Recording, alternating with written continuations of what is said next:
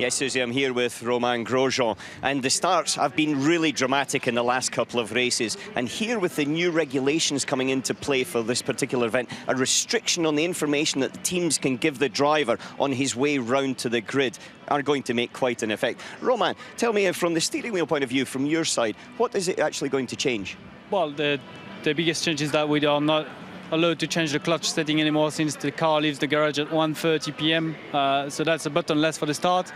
But then there is no more communication from the pit to the car in the formation lap about the torque, the setting you're going to use for the engine for the start, how many burnouts you're going to do.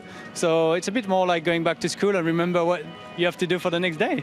And from your point of view, though, when you would be going normally round, what would you be changing on the steering wheel for the torque map, for the clutch maps? Well, we're going to change the torque for the start, depending the grip. That's the torque of the engine? Yeah, that's the torque of the engine, depending the grip that we've got on the grid. And that's the engineer needs to decide before we leave for the formation lap, rather than before. It could have been changed on the last minute.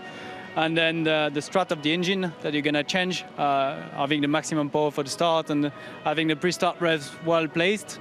And then the procedure is going to stay more or less the same, but just maybe a little bit more surprise in having a really good start, a really bad start. So now it's down to your feel in terms of what you feel on and then you can maybe change one of these things. No, it's a bit more complicated than I thought it was like that. But as we are not allowed to change the clutch slip, if you feel that there's a lot of grip, there's not much you can do. So you've just got to regulate with your right foot then? You do a little bit, but you really want to follow the maps that are in the car and the procedure you were following. So it's just more a bit of a lucky setup before you leave the garage, and you believe that everything is going to work as planned. Well, from 9th on the grid, you're going to look for a good run into turn 1. It's a short run to turn 1, but I'm sure you're going to have a good start. Yeah, hopefully, yeah. Thank you very much, Susie. Back to you.